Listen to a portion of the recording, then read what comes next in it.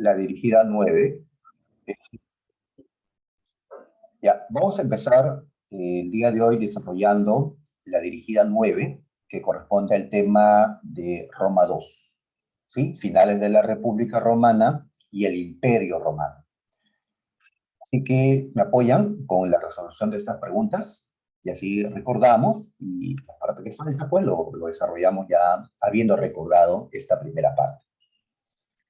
Muy bien. A ver, sabemos que Roma pasó por 3 periodos: la monarquía, la república y el imperio. El imperio. ¿Listo? Ya, ok, ya, muy bien. Decíamos que la república en sus últimos 100 o 200 años entró en crisis, ¿ya? La pregunta uno es sobre qué pasó, por qué entró en crisis, qué sucedió, qué significó esa crisis. Así que vamos a revisar qué cosa es correcto sobre la crisis de la República Romana, allá en los siglos 2 y 1 antes de Cristo. A ver, se contextualizó en el desarrollo de las guerras contra los cartagineses y macedonios. A ver, recordamos que durante la República, Roma vivió su gran expansión. La mayor parte de los territorios que Roma conquistó, los conquistó durante la República. Durante la República.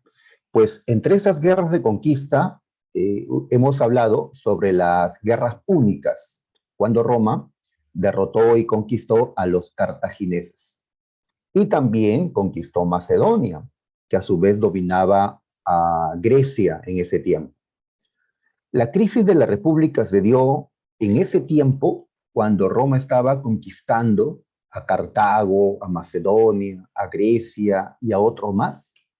Se dio justo en ese tiempo en que estaban conquistando. ¿Qué dicen, muchachos? Pues no, ¿ya? No. La crisis de la República Romana se da una vez que Roma ya había logrado una gran expansión. Una vez que Roma ya había derrotado a los cartagineses en las guerras púnicas y había conquistado a Macedonia. Ya después de las conquistas es que se produce la crisis. A ver, vamos a ver Mel, si es así, vamos a, ya, a ver. Entonces, el punto 1 no es correcto. ¿Ya? Así es. Más bien, la gran expansión trajo como consecuencia la crisis de la República Romana. ¿Por qué? Porque la República no fue capaz de imponer orden, de administrar un territorio tan grande que se había formado producto de las conquistas. Y aparte, el injusto reparto de las tierras conquistadas, dándoles las tierras conquistadas, el ager publicus, a la nobleza patricia y no al pueblo, no a la plebe. De allí que ellos se levanten. Tuvo entre sus causas el empobrecimiento de los pequeños campesinos. Así es, Mel, esto es correcto. Ajá, así es, el punto 2 sí es correcto. Ahí está. Ya. A ver, me dicen, me están dando algunas claves ya. A ver si es así. En efecto, decíamos que en las guerras de conquista se sumaron dentro de los ejércitos plebeyos. ¿Ya? Para entrar al ejército era necesario tener tierras, al menos una pequeña tierra. Así que pequeños campesinos, o sea, pequeños dueños de tierras, se enrolaron en el ejército con la promesa que el Estado les entregaría tierras, las tierras que ellos conquistarían. Pero cuando se dieron las guerras, las victorias, el Estado no les entregó. Y esto generó pues un empobrecimiento mayor de estos pequeños campesinos, porque de regreso de la guerra se encontraban que sus tierras estaban pues abandonadas, sin producir, y sus familias pues en una pobreza mayor que cuando ellos habían ido, ¿no? De ahí que el descontento de estos hombres es que lo llevó a rebelarse contra, ¿no? contra el Senado, contra la República, y así se vivieron las guerras civiles, la crisis de la República. El debilitamiento del ejército por la dificultad de los campesinos de incorporarse. Ya me están dando respuestas. Dicen que puede ser la D, puede ser la A. La A ya la hemos descartado. Ya, la borramos. Ajá. A ver, ya. Pues que estamos en el punto 3, ¿sí? Allá. Sí, en efecto, eh, el ejército solamente permitía gente que tenga tierras. Así que esto significa una dificultad para los campesinos, plebeyos, para la gente, ¿no? De clase baja, de poder incorporarse al ejército romano. ¿Ya? Por eso, frente a este problema, se van a dar las reformas de Mario. ¿Recuerdas a Mario? El que peleó en la Primera Guerra Civil de la República Romana. Pues él abre el ejército a aquellos plebeyos que no tenían tierras, que no tienen tierras.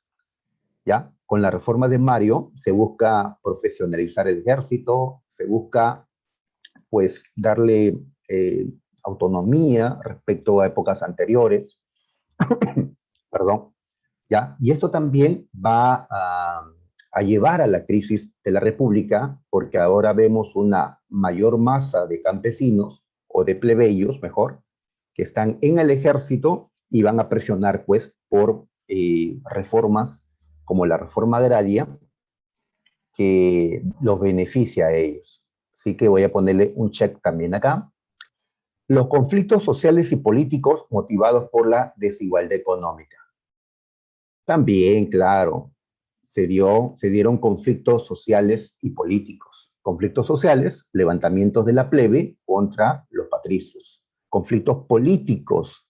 ¿Recuerdas? Habían dos partidos políticos que chocaron en sus intereses. El Partido Popular, que estaba a favor de las reformas, y el Partido Senatorial u Optimate, que estaba en contra de las reformas.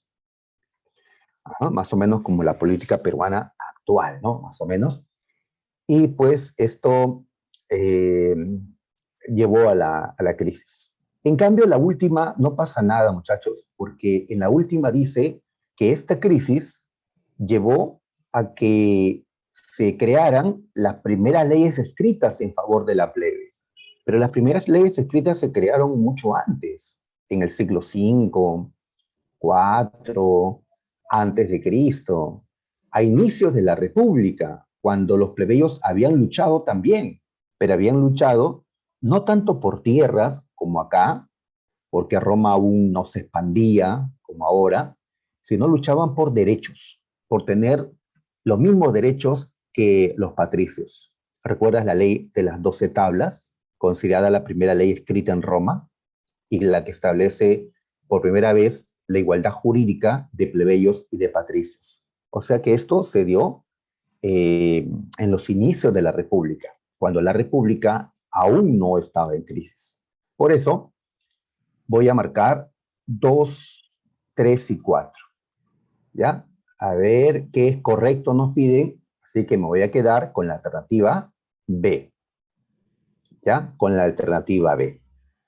Ahí está. ¿Ya? Muy bien. Vamos a continuar, a ver. En la 2. Esta más directa es un dato. A ver, a finales de la República, a ver, siempre mencionan dos personas que fueron elegidos tribunos de la plebe. Famosos tribunos que fueron asesinados, recuerdan, por haber promovido leyes, reformas en favor de la plebe. Haber promovido la reforma agraria o la ley frumentaria. Así es, ¿ya? Acá dice, ¿no? Reivindicaron el derecho de los desposeídos de obtener del Estado tierras para trabajar. Ujú. Así es. Y los más radicales dice que querían que se dividan las grandes propiedades territoriales que estaban en manos de los patricios para que sean repartidas entre los más pobres. Una reforma agraria radical. Muy bien, los promotores de la reforma agraria, ustedes recuerdan, eran un par de hermanos. A ver qué dicen los muchachos. Por supuesto, muchachos. Por supuesto, Meltueros, Emily Quijano, Carla Valencia. Ajá, la respuesta es casita. ¿Ya? A ver, vamos a marcar entonces. En casita aparece, ajá, correcto, Espinosa Yanina. Están los hermanos Graco, Tiberio y Cayo Graco. ¿Ya? Muy bien. La C. Ahí está. Muy bien. Acá en la 3 justamente nos preguntaron por un hermano, un Graco, Cayo Graco, ¿ya? Quien promulgó la ley frumentaria. Una ley, acá lo explica, que buscó el abaratamiento del precio del trigo para favorecer, pues, al pueblo romano. Muy bien, nos dice, esta ley estuvo enmarcada en los conflictos sociales y políticos que amenazaban a la República Romana. Ahí está, siglo II, siglo I, es el tiempo de crisis de la República.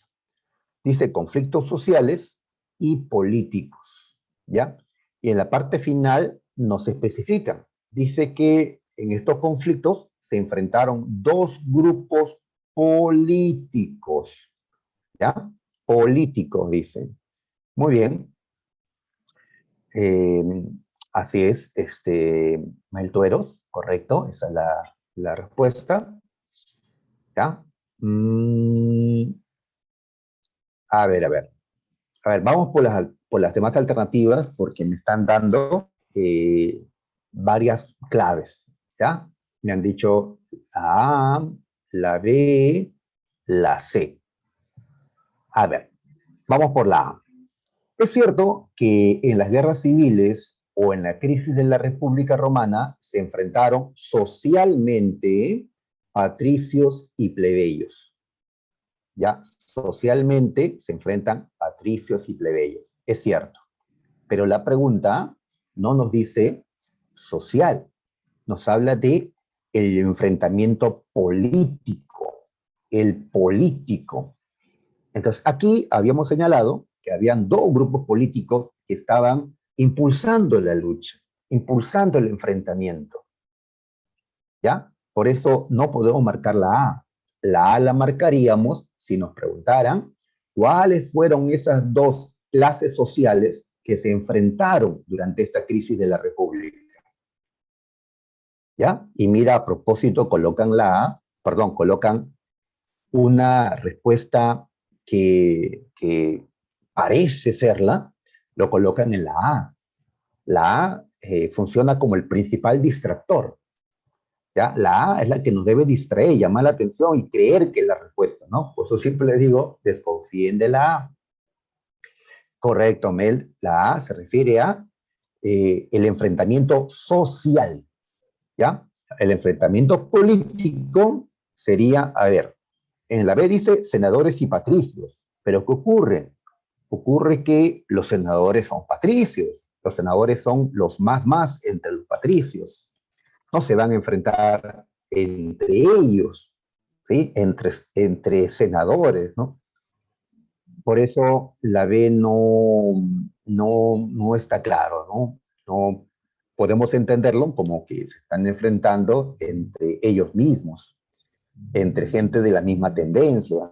En cambio, en la C nos aclaran, nos hablan de que los patricios, una parte eran los optimates, sobre todo los senadores, patricios conservadores, que defienden el sistema republicano, que defienden sus tierras que han recibido, y están los patricios que integraron el Partido Popular, que estaban de acuerdo con las reformas para tener el apoyo del pueblo y poder llegar a ocupar los cargos de gobierno en esta república. Por eso me parece que la C es más precisa. Nos mencionan justamente cómo se llamaron esos dos grupos políticos. ¿Ya? Muy bien. En la 4. En la 4. Correcto, Valencia, estamos de acuerdo. La C, ¿ya? Muy bien, en la 4, sobre el primer triunvirato. Primer triunvirato, ¿quiénes eran primer triunvirato? A ver, estaba el más importante, Julio César.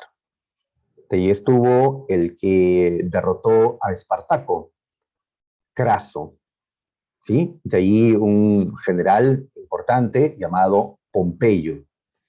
A ver, en la 2 mencionan a los tres, no, mencionan a Octavio. Octavio perteneció al segundo triunvirato. Así que el punto 2 es incorrecto. Piden lo incorrecto. ¿Sí?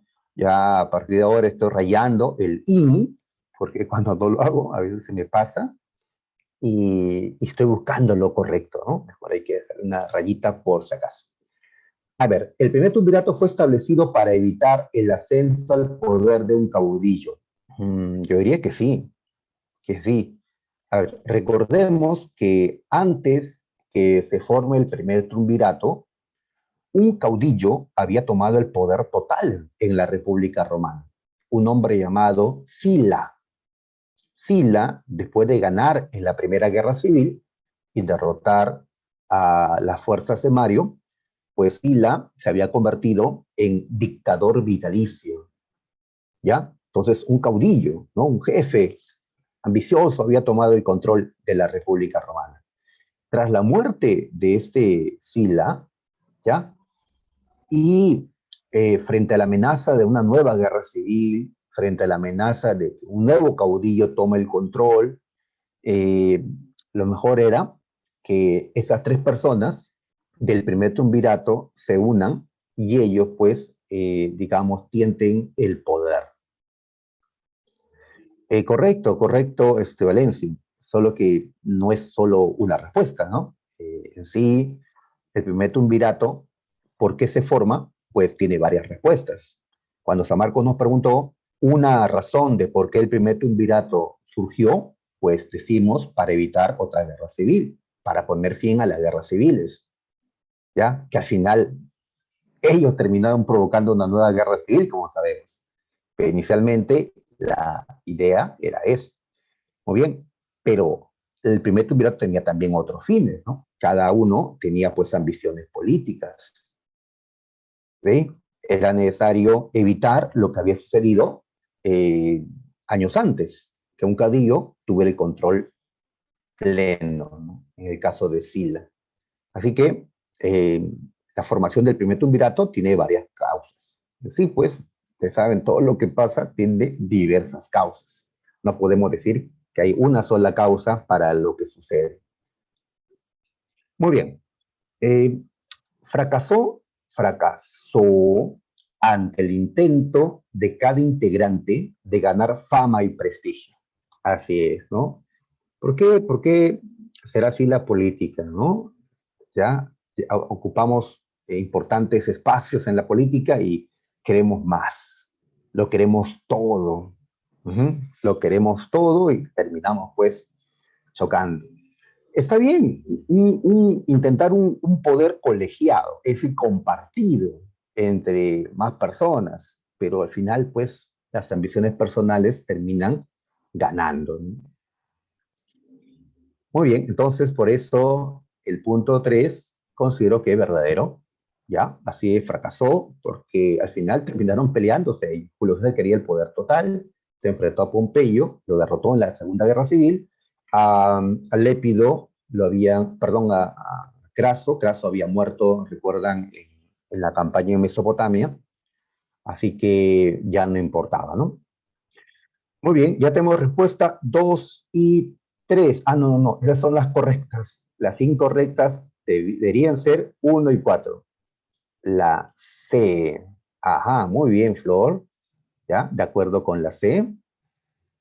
Muy bien. La 4, tras la batalla de Farsalia, estableció su conformación. A ver, la batalla de Farsalia, recordamos, fue la batalla que enfrentó a Julio César con Pompeyo.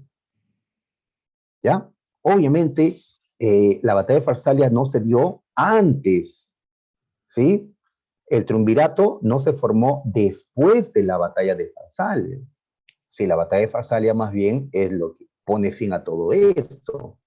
Ya no existe triunvirato, ya ha muerto Craso, en Farsalia es derrotado Pompeyo, Julio César toma el control. Más bien, tras la batalla de Farsalia es que se establece la dictadura personal, vitalicia de Julio César.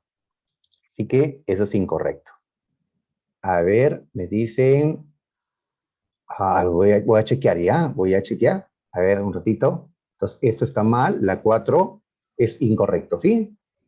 Es incorrecto, entonces nos pide lo incorrecto. Lo incorrecto es el punto 2 y el punto 4. Ya. Eh, ¿Cómo es, no? A veces resolvemos bien la pregunta, nos sale todo bien, ¿ya? Pero a la hora de marcar cometemos errores, ¿no? Acá estamos colocando, ¿no? En efecto, el punto 2 es lo que está mal, el punto 4 y yo termino marcando la C. Ay, ay, ay. Ya, ya, disculpe, muchachos. He demostrado que soy humano. Muy bien, gracias por haberse dado cuenta, ¿ya? Gracias, gracias, ya, Espinosa, ya, y los demás, Meldoeros. Muy bien, ya, que no les pase a ustedes, ¿ah? Resuelven bien un problema complejo de matemáticas, pero de marcar, nos podemos equivocar. Muy bien. A ver, 5. A ver, viendo el mapa, a ver qué nos dice, qué podemos afirmar. A ver, eh, allá, nos pide ubicarnos con el mapa, saber en qué periodo de la historia romana nos encontramos. No estamos en la monarquía, porque la monarquía prácticamente no conquistó nada. Y acá vemos un mapa de Roma, la ciudad capital, ubicada en el centro de Italia, ha dominado ya un territorio amplio. Todo esto que está de color rojo, ¿no? Así intenso. A ver, ¿es la república o el imperio? ¿No? Hay que ver en qué momento, ¿no? A ver, miren, ¿recuerdan ustedes? A ver, esta parte de acá, lo que hoy es Francia, ¿reconoces lo que hoy es Francia? ¿Mm? Hay que conocer Europa, al menos con mapitas nada más, ya que no podemos viajar, al menos por mapita, hay que identificar que este es Francia, ¿ya? A ver, ¿cuándo fue conquistada Francia? O las Galias, como los romanos le decían. Las Galias fueron conquistadas en tiempo de Julio César. Julio César lo conquista. ¿Y Julio César de qué tiempo es? ¿De el Imperio Romano? No, él muere antes de la formación del imperio. Es de la República, de finales de la República. Profe, pero puede ser también el imperio. A ver, veamos. Aquí sabrás que queda Egipto. Egipto, ¿sí? Lo debes ya poder ubicar. Acá está la península del Sinaí, norte de África. Acá queda Egipto. Y mira el mapa que te dice que Egipto no está conquistada. Egipto no está conquistado. ¿Quién conquistó Egipto? Egipto, ya cuando se suicidó Cleopatra, Egipto fue tomado luego por Octavio. Octavio, hijo adoptivo de Julio César. O sea que, ¿esto cuándo ocurrió? Cuando terminaba la República, ¿sí? Muy bien, entonces, y vemos también que Mesopotamia no está conquistada. Mesopotamia se conquistó en el Imperio Romano, en tiempo de Trajano. Así que recordando esto, identificando los territorios, porque Grecia ya está conquistada, Cartago también, Hispania, entonces podemos decir que estamos luego de la gran expansión, pero antes del Imperio Romano. Por eso, la respuesta que damos es, a ver qué dicen los chicos, dedo, a ver qué dice dedo, las conquistas de Roma durante la fase imperial. No, alguien dirá, profe, lo que pasa es que usted todavía no ha terminado el tema del imperio romano. Y es verdad, pues justamente falta terminar esta parte, ¿no? Ya, ahora lo hacemos, ¿ya? Ahora lo hacemos. Ya, pues justamente, si estoy resolviendo esta pregunta ahora, ya deben darse cuenta de que no es el Imperio Romano. Si esta pregunta se tratara del Imperio Romano, no la resolvería ahora, la dejaría para después. Así que es república, es república. A ver, la República Romana antes de las guerras púnicas, pero si Cartago, aquí, ubicado en Túnez actual, ya está conquistado por Roma, igual Hispania, Sicilia, quiere decir que Roma ya conquistó a los cartagineses, ya se dieron las guerras púnicas, no puede ser la C, ¿ya? ¿La A o la B, muchachos? A ver, me dicen la A. Roma durante el siglo I. Ya, correcto. El dominado es en el imperio, ¿ya? Como vamos a verlo ahora, la respuesta es la A, ¿ya? La A, correcto, chicos, correcto. Valencia, ¿ya? Tueros, ¿ya? Con alguna duda, Torres. Es que acá también está con trampita, pues, porque, miren, nos ponen fechas, ¿sí? Siglo I, ¿ya? ¿Y quién recuerda? Pues no todos los siglos. Eh, bueno, ya, por si acaso, hay que también memorizar, pues, los siglos. En el siglo I, ya sabes, finaliza la República. En el siglo I se vive la mayor parte de la crisis de la República. Y dentro de esa crisis está, pues, don Julio César, Octavio y otros personajes que hemos recordado. Ok, entonces nos quedamos con la A. La 6 no la vamos a contestar todavía porque se trata del Imperio Romano, ¿sí? Ya que acá mencionan a Nerón. Así que vamos a dejar esto para luego, ¿ya? Muy bien. Entonces, vamos a volver a la parte teórica. Vamos a hablar sobre el Imperio Romano. ¿Vale? A ver, ya habíamos iniciado la historia del Imperio Romano, pero vamos ¿no? a recordarlo rápidamente.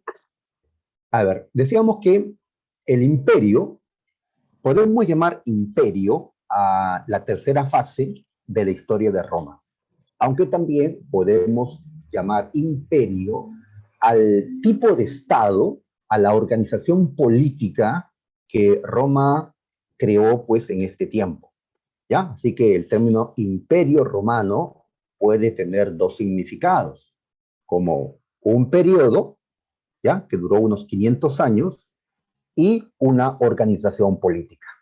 Igual ocurre con la república y con la monarquía. A su vez son términos que indican periodos, ¿sí? Una época en el tiempo, y a su vez cómo estuvo Roma organizada en la política. Así que el Imperio Romano fue el tercer periodo de la historia de Roma. ¿Ya? Esto desde que Octavio, ¿ya? Octavio, hijo adoptivo de Julio César, y el vencedor de la última guerra civil, ¿sí? Miembro del segundo triunvirato, recordarás, Octavio se volvió emperador. ¿Ya? Y San Marcos nos dio una fecha. Esta fecha es, digamos, una fecha, digamos, que no se comparte por muchos.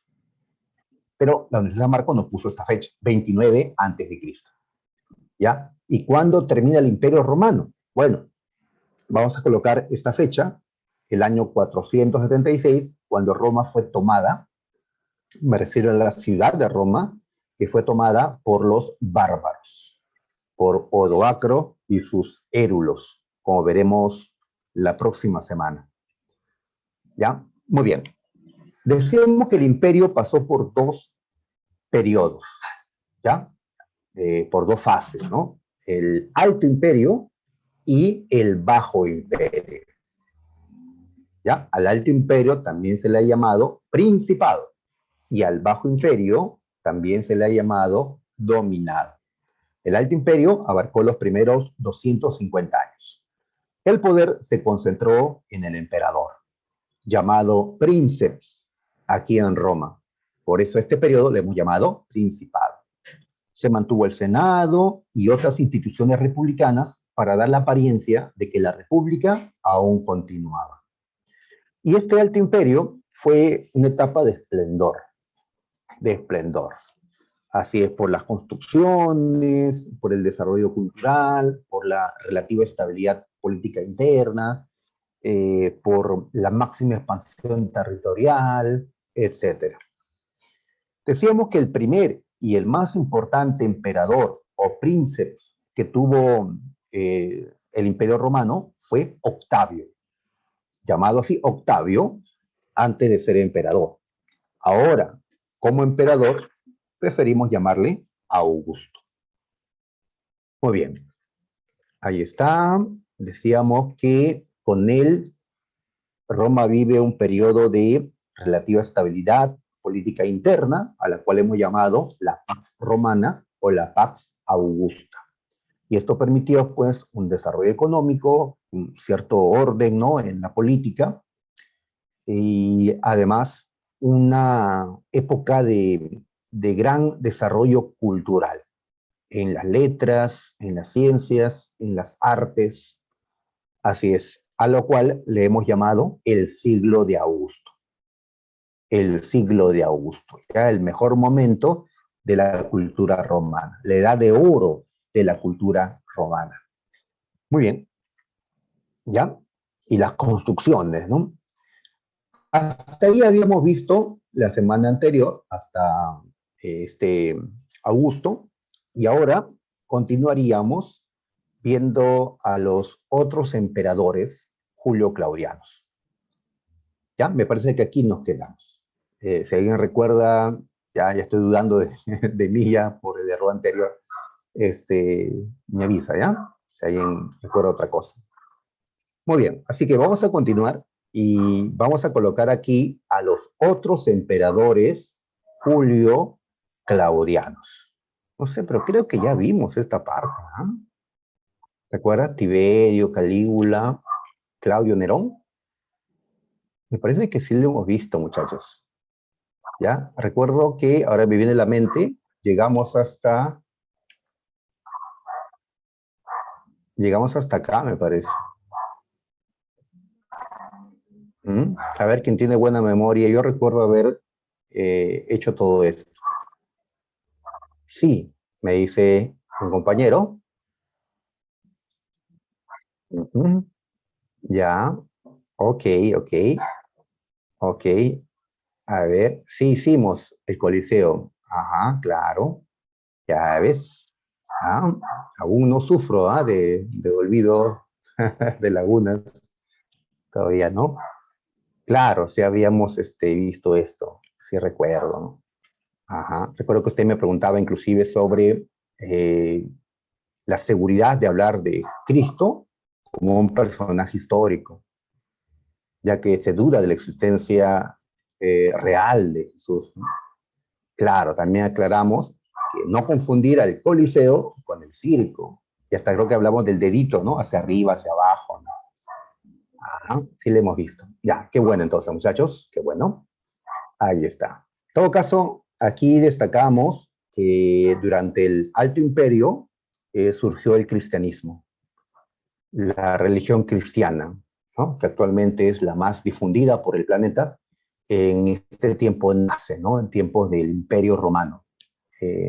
Jesús nació cuando era emperador Augusto, y cuando ya predicó y fue crucificado, pues era emperador Tiberio.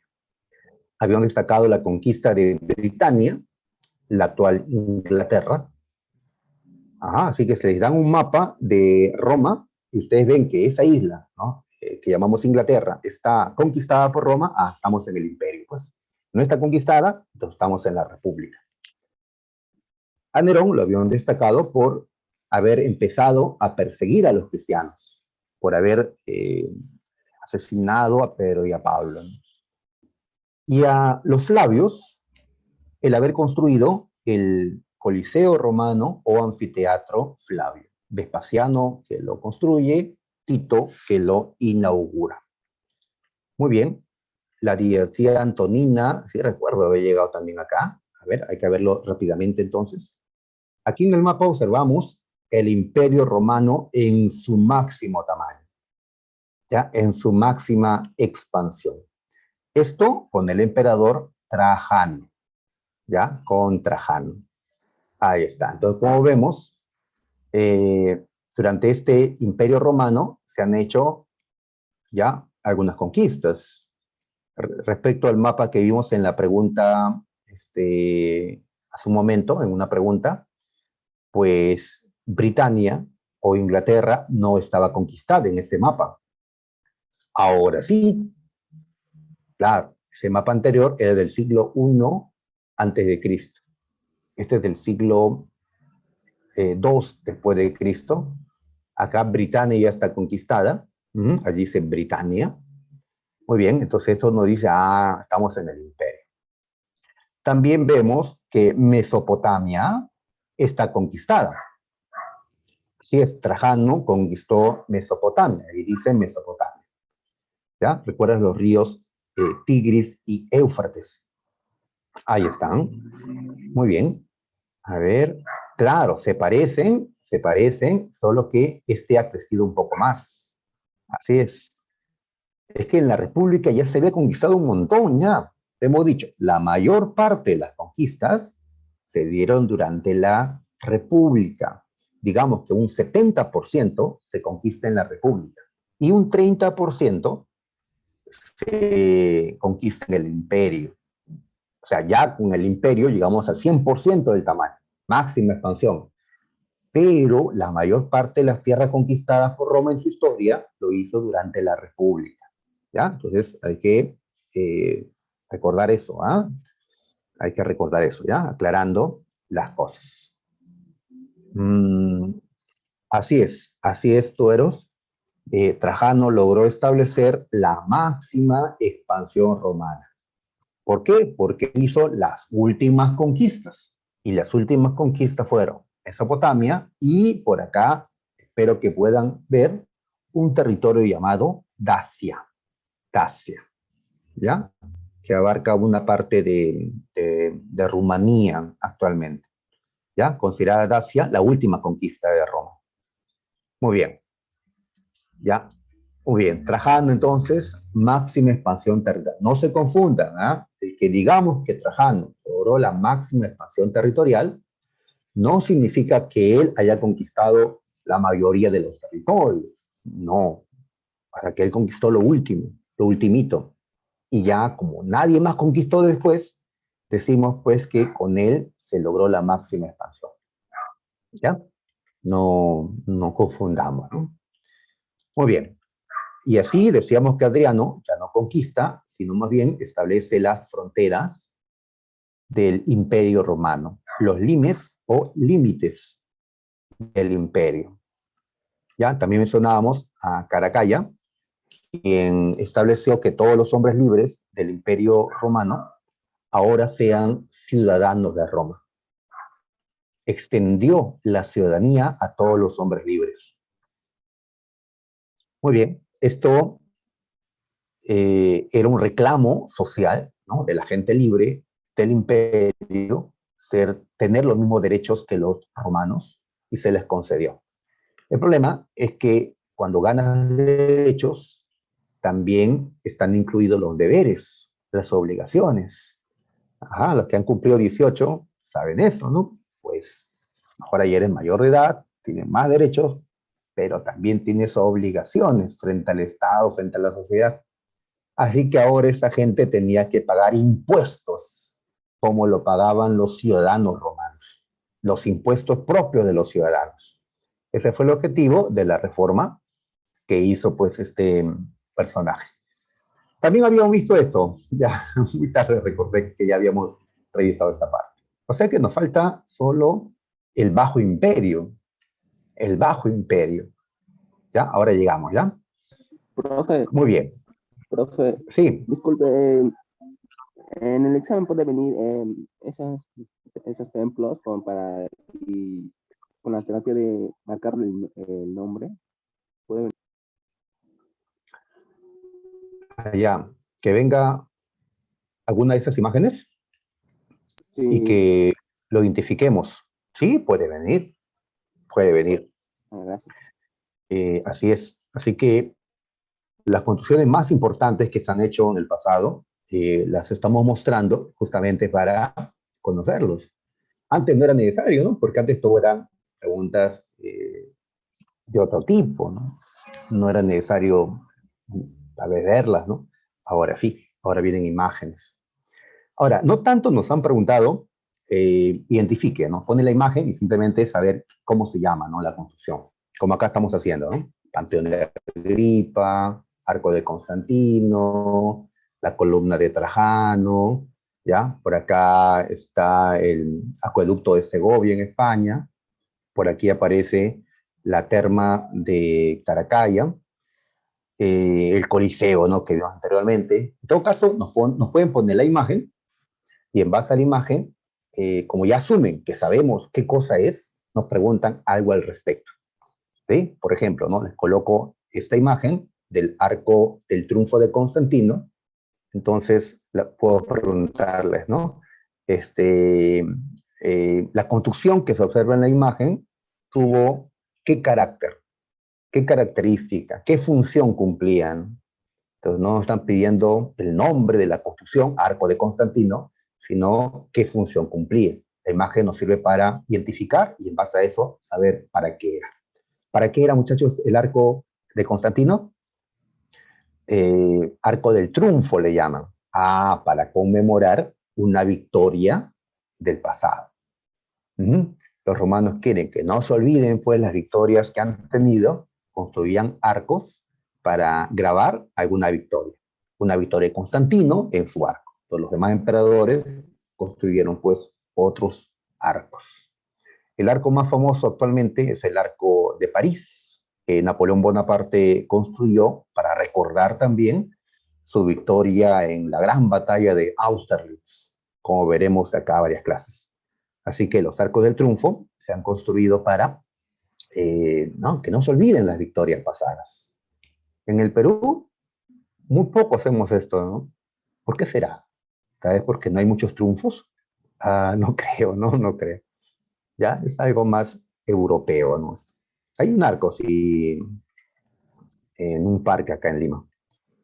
Ok, entonces, ya, las imágenes nos van a servir. Ya igual los mapas, ¿no? Varias cositas que vemos, por si acaso. Hasta en las preguntas le colocamos imágenes para ir empapándonos con todo esto, ¿no? Ah, ya, ok, ya, ya, ya. Pero recuerden que el sentido del arco del triunfo es conmemorar una victoria militar. El Perú hace ya muchos años que no tiene una guerra, ¿no? Una victoria. Ah, claro, guerra contra la corrupción, guerra contra, ¿no? El narcosenderismo, ¿no? Guerra contra la delincuencia. Esas son otras guerras también, pues, que aún no ganamos, lamentablemente. Bien, crisis del siglo III, ¿ya? A ver, muchachos. Entonces, el Imperio Romano tiene dos momentos, ¿ya? El Alto Imperio y el Bajo Imperio. Voy a poner acá el Bajo Imperio, ¿ya? Para que se ubiquen. O bien, si el Alto Imperio es el periodo de auge, a pesar de problemas como los excesos de Calígula, de Nerón, o luchas que se dieron internas también, perdón, a pesar de todo eso, se considera que en el Alto Imperio hubo pues auge, ¿no? Hubo desarrollo económico, político, militar, cultural, ¿no? Muy bien, pero en el Bajo Imperio, que abarca estos últimos 200 años, lo que vemos ahora es crisis en todos los aspectos, ¿ya? Económico, político, militar, cultural, en todos los aspectos. ¿Qué pasó para pasar del alto imperio al bajo imperio, del auge a la crisis? ¿Qué sucedió? Pues la respuesta que damos es una época de anarquía militar. Es decir, durante casi 50 años, ¿qué hicieron los generales romanos? caudillos, ellos van a luchar por el poder. 50 años de constante lucha por el poder. ¿Ya? Esto significa anarquía.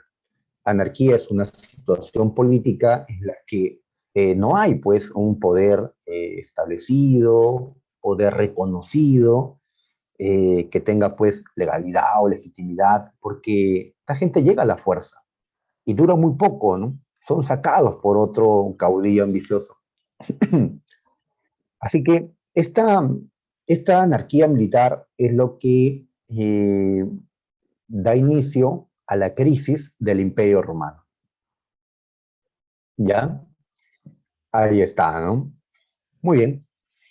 Pero no solo pues las luchas por el poder, hay que ver también otros aspectos. Eso es una cuestión política, pero también están las cuestiones económicas y sociales. En lo económico, vemos un Estado que no tiene los recursos para mantenerse, un Estado pues empobrecido por las luchas por el poder que están pues agotando los recursos del Estado, pero también porque el Estado ya no, digamos, eh, ya no se generaba la riqueza de antes. ¿Cuál era la principal fuente de riqueza del Estado romano? Pues no eran pues las actividades productivas, ¿no?, de los mismos romanos, sino eran las guerras, lo que saqueaban a sus vecinos. Roma conquistaba y Roma pues se apoderaba de las tierras, de las riquezas, hasta de la gente vecina, ¿no?, a los que convertían en esclavos. Entonces, Roma tenía un montón de recursos para mantener grandes ejércitos. Roma tenía pues recursos para hacer obras públicas, ¿no?, para hacer construcciones tremendas.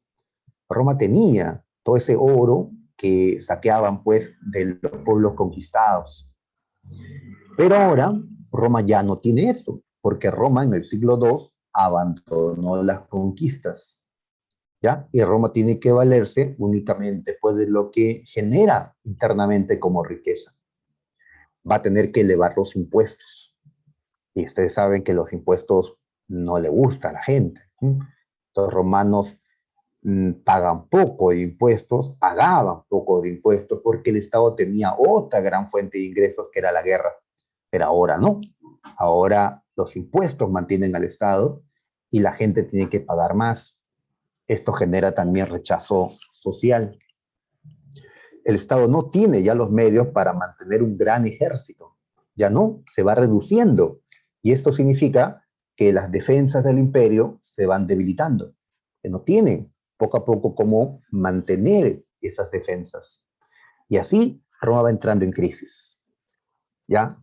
Nos dicen que, por ejemplo, el oro, la plata, ya no era suficiente lo que tenían, así que tuvieron que acuñar moneda, ya no con metal precioso, sino con otro metal, con algún metal barato. ¿Ya? Esto significa la devaluación de la moneda. ¿Ya? Recuerda que en ese tiempo, más que el valor nominal, es el valor real de la moneda. Y una moneda pues creada con un metal barato pierde valor. Pues ya esto significa inflación. Vivieron la inflación los romanos. Y así hay problemas con los esclavos, que disminuyen en número, porque las conquistas ya no se están dando, ya no se incorporan más esclavos. Y si cae el número de la masa laboral, y la principal masa laboral eran los esclavos, pues entonces hay un decaimiento de las actividades productivas. Ahora se produce menos en la minería, menos en la agricultura, etcétera. Y si cae la producción, el Estado recauda menos, menos. Y así entonces se suman problemas internos, económicos, sociales, políticos. Así que si a mí me preguntaran, ¿cuál fue la causa principal de la caída de Roma? Y me ponen A, las invasiones bárbaras. Uy, estoy tentado a marcarla A. B, la crisis económica, social y política interna del imperio. ¿Qué marcarían ustedes? ¿La A o la B? Las invasiones bárbaras versus la crisis económica, social y política interna. ¿Cuál Las dos son causas para la caída de Roma. La pregunta fuera, ¿cuál fue la principal? Se quedarían con, a ver, me dicen la A, más me dicen la B, ¿cómo que la C? ¿Cuál C? ¿Ya?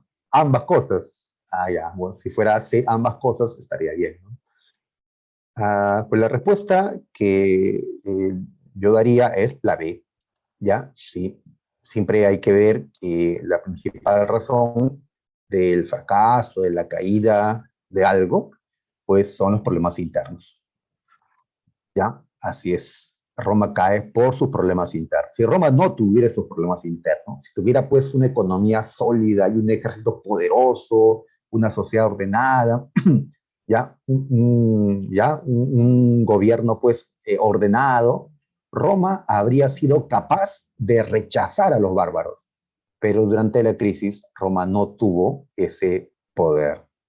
Siempre hay problemas internos, claro, pero hay momentos en que se agudiza y ya no se puede pues, no contener. ¿Ya? En estos momentos estamos viviendo una crisis interna en el Perú, ¿no? Crisis en todos los aspectos, ¿no? Económico, social, político, porque las elecciones son un problema político lo que estamos viviendo. Bien, pero esperemos que esto no signifique que la crisis se radicalice, ¿no? Esperemos que no.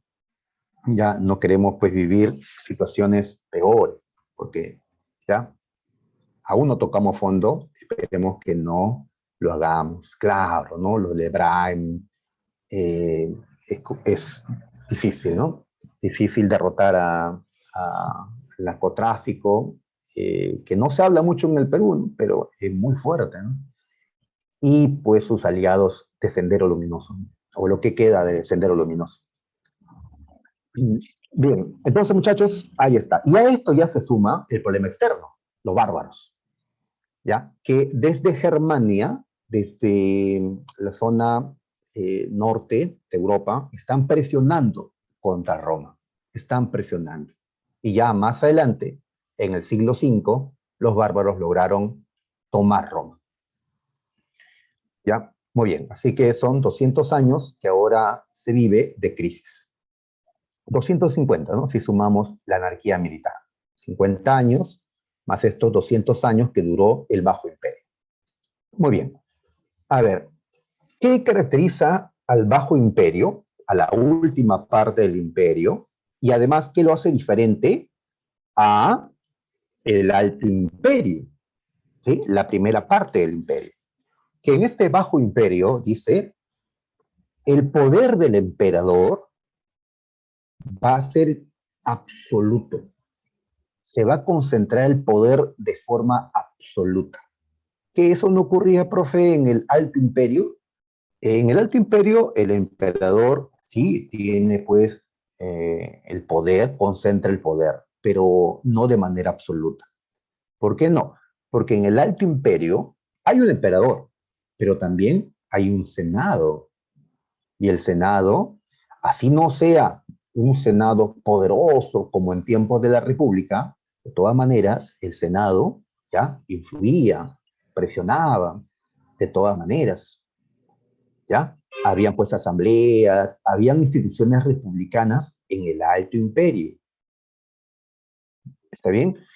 En cambio, en el Bajo Imperio se eliminaron las instituciones republicanas. Acá no hay Senado. Acá se han eliminado ya esas asambleas, todo eso que caracterizó a la República. Los emperadores de esta época ya no tienen por qué aparentar de que siguen siendo una república, de que hay una democracia, ya no tienen que aparentar esas cosas, ¿no? Ya no, es el poder absoluto. ¿Ya? Se dice que los emperadores de esta época imitaron a los emperadores o reyes de Asia. En Asia se vivía el despotismo, o sea, el poder absoluto, absoluto. Entonces, el Bajo Imperio se va a caracterizar también por eso. Inclusive, miren cómo le van a denominar a los emperadores. Los romanos van a denominar al emperador el Dominus, ¿ya? Dominus, es decir, el señor absoluto, el dueño del imperio romano. Por eso, A esta última parte le llamamos dominado, por este nombre que recibe el emperador, Dominus. ¿Ya? Así es, porque es una época en que ya el poder se hace absoluto. Claro, mientras el emperador se mantenga, ¿no? Porque luego viene algún caudillo que lo enfrenta y hay una nueva guerra civil, constantes guerras civiles se vivieron en este periodo del dominado. A ver, me dicen, en el dominado se puede decir que hay un dictador. Un dictador, pero más severo. Ya, claro, puede ser. Así es. Hay dictadores y dictadores. Hay dictadores ya que concentran más poder o que reprimen más. eh, ya hay niveles, ¿no? Hay niveles. Claro, igual acá, pues. El emperador del Alto Imperio concentra el poder, pero el dominado concentra casi totalmente. Muy bien, sigamos. A ver, además, la crisis económica, social y política que el Imperio Romano vive en estos años. Son años de crisis. No van a poder salir de la crisis por más reformas que trataron de hacer algunos emperadores. ¿Ya? Acá hubieron muchos gobernantes, pero gobernantes que estuvieron corto tiempo, porque habían luchas por el poder. Uno entra y sale, ¿no? Pero algunos sí destacaron. Voy a destacar a tres, siendo el primero de ellos Diocleciano. Diocleciano es el emperador, el primer dominus, el que da inicio al dominado o bajo imperio. ¿Ya? Dominus. Así que si una pregunta, ¿no? Los emperadores, los dominus, se refiere a los dominus, se refiere a esta época. Que le llaman los príncipes o príncipes, se refiere al alto imperio. Nosotros decimos emperador, emperador, pero los romanos decían príncipes o dominus. ¿Qué vemos en el mapita? A ver, la Universidad de San Marcos nos preguntó en una ocasión cómo se llamó el emperador que en el siglo III, o sea, ya para el año 284 y siguientes, hizo reformas en el Imperio Romano. ¿Y cómo se llaman esas reformas? Nos preguntó. Pues quien gobernó a finales del siglo III fue Diocleciano. Y la reforma que hizo se llamó tetrarquía. Tetrarquía, es decir, dividió al Imperio Romano, como vemos en el mapa, en cuatro partes. Ahí está, en cuatro partes. Todo esto era el imperio, ¿no? Desde Britania o Inglaterra hasta Egipto. Profe, Mesopotamia ya no está. Es cierto, ¿no? Es cierto. Mesopotamia duró poco tiempo. Ya Mesopotamia se perdió. Igual se va a perder Dacia por acá. Se está perdiendo ya Dacia en este mapa. O sea, las últimas conquistas, Dacia y Mesopotamia, que hizo Trajano, al final duraron muy poco. Por eso, normalmente el mapa lo vemos así, el mapa del Imperio Romano. Ya, entonces acá Diocleciano ha partido el imperio en cuatro. ¿Por qué? ¿Por qué hacerlo? ¿Por qué? Porque el imperio era grande y es difícil controlar un imperio así, solo por una persona, solo desde una, ¿no?, capital. Es difícil.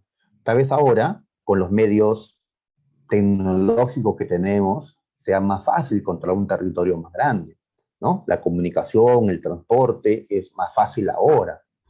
En ese tiempo, pues, era difícil, ¿ya? ¿Y qué significa eso? Que si hay zonas que no están siendo, pues, digamos, no están controladas, pues esas zonas terminan siendo zonas rebeldes, zonas donde algún caudillo se levanta, quiere, pues, o separar esa zona, o quiere el poder, quiere tomar Roma. Así que Diocleciano lo que hizo fue partir el imperio en cuatro partes para facilitar su administración. ¿Ya? Entonces tenemos aquí cuatro imperios, podríamos decir, algo así. Ahí está. Y hay cuatro emperadores. Dos de ellos se llaman Augustos. Hay un Augusto en Italia, en esta parte amarilla, hay un Augusto, ¿ya? Maximiano, y hay otro Augusto en Oriente, que es el mismo Diocleciano, ¿ya? Los Augustos son emperadores de mayor edad, ¿ya? Son los viejos, digamos. Y hay otros dos territorios gobernados por Césares, ¿ya? Acá dice Galerio y por acá Constancio Cloro. Césares. Los Césares eran emperadores, digamos, más jóvenes, ¿ya? ¿Qué ocurre? Que cuando muere el Augusto, el César que está, ¿no?, a su costado toma su lugar. Y este César nombra a su sucesor, el nuevo César. ¿Ya? Cuando muere el Augusto que está acá, el César que está a su costado toma su lugar y este nombra a su sucesor. Creía así Diocleciano haber solucionado la sucesión en el poder, la sucesión, un problema no permanente en los estados, ¿no? Cómo evitar, cómo asegurar pues que hay un orden a la hora en que muere un emperador, porque muere el emperador y normalmente se levantaban pues los caudillos para tomar el control, no reconociendo al nuevo emperador, ¿no? Pero de esta manera, el que va a ser emperador, el que va a ser Augusto, mejor dicho, ya es emperador, ya es César, solo que ahora sube de rango a Augusto. ¿Ya? Creía así Diocleciano haber puesto orden en la sucesión, haber mejorado la administración. Sin embargo, la tetrarquía terminó fracasando. ¿Ya? Terminó fracasando porque igual se dieron luchas por el poder. El César tenía que esperar la muerte del Augusto para tomar su lugar, pero los Césares no quisieron esperar, ya que el cargo de Augusto, el título de Augusto era superior al de César aquí. Querían ya ser Augustos y otros querían ya ser Césares. Así que no sirvió. Al final la pelea se dio también. También recordamos a Diocleciano como el último emperador que persiguió fuertemente a los cristianos. Ya, no voy a esta palabra, fuertemente. La última gran persecución que sufrieron los cristianos, porque después van a ser persecuciones leves, fue el de Diocleciano. ¿Ya? Él, pues, fue muy represivo contra los cristianos. Los cristianos habían aumentado considerablemente en número. A pesar de la prohibición de esta religión, se habían difundido. Creo que hemos hablado por qué los cristianos fueron perseguidos. Ya, Nerón los persiguió acusándolos de haber quemado Roma, cosa que no era cierto. Pero además, los romanos persiguieron a los cristianos y también a los judíos porque eran monoteístas. Y no los persiguen exactamente porque eran monoteístas, sino por lo que significa eso. Un monoteísta solo puede creer en un Dios, solo puede rendirle culto a un Dios. Pero Roma les exigía que, a ver, tú puedes practicar el culto que quieras, tú puedes creer en quien quieras, pero eso sí, tienes que aceptar a uno de nuestros dioses. Así que te daban libertad religiosa con la condición de que aceptes uno de los dioses romanos. O si no, rindas culto al emperador. Ya, pero un monoteísta no puede aceptar otro dios. Tampoco puede rendir culto al emperador, porque él no lo reconocen como a Dios. Un monoteísta solo puede, ¿no?, adorar a un solo Dios. Al rechazar las exigencias de Roma, fueron pues duramente perseguidos. ¿Ya? Eran pues rebeldes al no obedecer en esta parte, ¿no? En cambio, los pueblos politeístas que habían sido conquistados, como los egipcios, ellos no tenían problemas en incorporar a un dios más de los 1000 dioses que ya tenían. Pero para los cristianos y judíos no era tan sencillo. Pero tanto cristiano ya vemos en el Imperio Romano, ya inclusive en la propia Roma. Eso empezó desde abajo, con los esclavos, fue subiendo, ¿no?, la plebe, y llega hasta la nobleza patricia, quienes más se resistieron, pero ahora comienzan a aceptar esta religión. Muy bien, ¿ya? Tal vez la situación de crisis que están viviendo y la amenaza de bárbaros afuera que quieren entrar, tal vez los empujó también a buscar pues otras, ¿no? Otras creencias donde puedan tal vez, ¿no? Tener un mayor consuelo. Constantino fue el primer emperador que aceptó bautizarse, ¿ya? Constantino fue el primer emperador cristiano. Él puso fin a las persecuciones contra los cristianos en el año 313. Ya habían pasado casi 300 años de persecuciones, donde los cristianos estaban hasta ocultos en las catacumbas, en zonas pues donde puedan practicar, ¿no? Sus reuniones, ¿no? Sus misas. Muy bien, con Constantino terminó eso. Constantino establece libertad religiosa para todos los cultos. ¿Ya? El cristianismo ahora podía practicarse sin persecución. Esto lo establece Constantino con el Edicto de Milán. ¿Ya? Eh, Siempre a esta hora pasan vendedores, a veces está escuchando por el audio, ¿ya? Siempre venden su paisito. Ok, entonces el Edicto de Milán. Ya no te olvides, el Edicto de Milán es lo que pone fin a las persecuciones contra los cristianos. ¿Ya? Lo estableció Constantino. Ahí está, ¿no? Primer emperador bautizado. El nombre Constantino te llevará a recordar una ciudad, Constantinopla. Constantinopla. Ahí está. Eh, Esta ciudad se fundó en los Balcanes, es decir, al norte de Grecia, en una esquina, en un extremo, más allácito, ya está Asia, ¿ya? En un extremo del continente europeo. Pero en ese lugar, los griegos ya habían fundado una ciudad años atrás, una colonia griega fundada por Visas. Esa ciudad fue llamada Bizancio. Así que lo que hizo Roma fue fundar una ciudad sobre, ¿no? Otra ciudad, Constantinopla sobre Bizancio.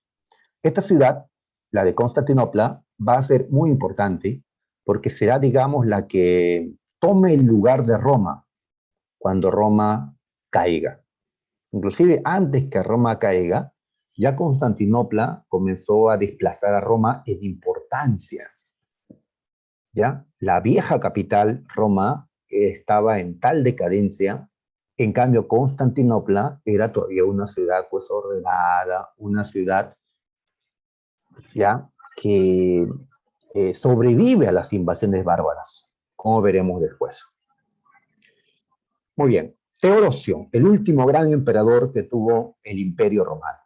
Teodosio hizo más por los cristianos, por ellos, que el propio Constantino. Porque Constantino le dijo a los cristianos, ustedes pueden practicar su religión, ya no serán perseguidos. ¿Ya? Pero el Estado romano seguía siendo un Estado pagano, es decir, un Estado politeísta, un Estado que aceptaba a los viejos dioses que ellos tenían, ¿no? En sus templos, Júpiter, Marte, ¿no? Etcétera. Muy bien, Teodosio cambia esto. Teodosio hace que el Estado romano tome al cristianismo como religión oficial. El Imperio Romano se vuelve cristiano, ya oficialmente en tiempo de Teodosio. Esto con el Edicto de Tesalónica. Otra diferencia es que con Constantino se dio libertad religiosa. Todos los cultos podían practicarse sin persecución. Teodosio dice, no, como ahora el Estado romano se ha vuelto cristiano, monoteísta, ya no es compatible esto con otras religiones, ya no. Así que las demás religiones tienen que ser perseguidas, perseguidas, ¿ya? Y ahora ya el cristianismo está, pues, junto, ¿no?, en el poder con el Imperio Romano.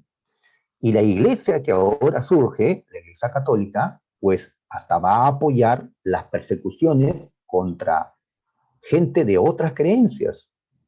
O sea, que de perseguidos pasaron a ser perseguidores. Ahora que ya el alto clero católico pues llega al poder. ¿Sí? Y eso es algo que veremos durante la Edad Media, cómo se dieron persecuciones para aquellos que no aceptaban la, digamos, la doctrina oficial de la Iglesia Católica. Les llamaron herejes y van a ser pues perseguidos. Obviamente, pues no todos, ¿no? No todos estaban de acuerdo con esto. Muy bien, entonces nace, a ver qué me están anotando los muchachos. Claro, muchos científicos sufrieron la persecución. Pero también hubieron científicos que eran católicos. Bien, para terminar esto, muchachos, a ver, en el año 395, el Imperio Romano estaba siendo ya atacado por los bárbaros. Ya habían entrado al imperio y el imperio era difícil de gobernar. Ahora peor con el inicio de las invasiones. Germanos, hunos, amenazaban la existencia del imperio romano. Teodosio ordenó lo siguiente: a mi muerte, el imperio quedará dividido en dos: el imperio de Occidente y el imperio de Oriente, ¿ya? Como en este mapa vemos.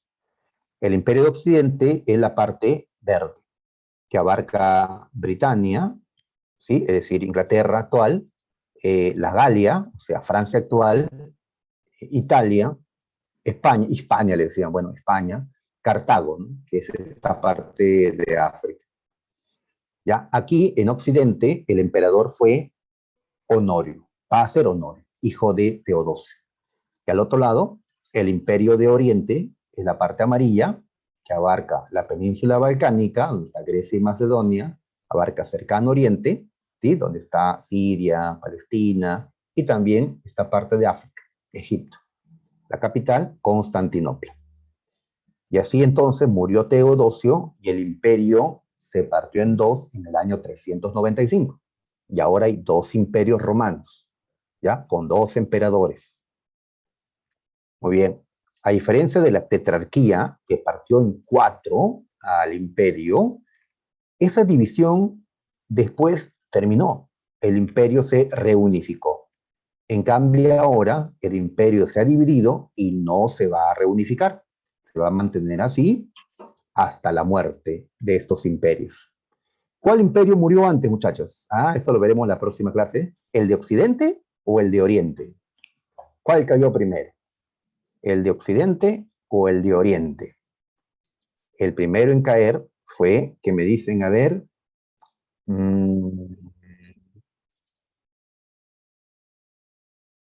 correcto, Brioso, Cruz, ajá, el que cae primero es Occidente.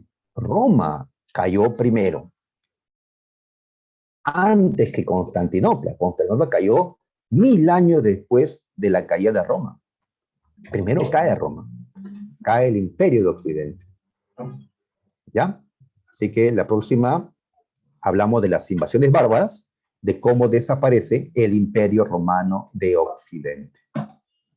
Bien, chicos, entonces vamos a dejar esta parte. A ver, vamos con las preguntas que faltaban, ¿ya? A ver, la 6. ¿Qué dicen? ¿En el mapa hay una máxima expansión? Pues seguramente ya no me fijé sobre el mapa. ¿Qué dice el mapa? A ver. El mapa sí corresponde al imperio, pero ya no tienen Dacia, ya no tienen Mesopotamia, porque, bueno, se perdió, pero aún mantienen todo lo demás. desde Britania hasta Egipto.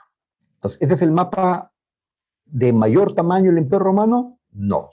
El mapa de mayor tamaño fue en el Alto Imperio, cuando gobernaba Trajano, ¿ya? Siglo II después de Cristo. Ya este mapa, que corresponde al siglo IV después de Cristo, no es el más grande, ¿no? Porque se ha perdido algunos territorios.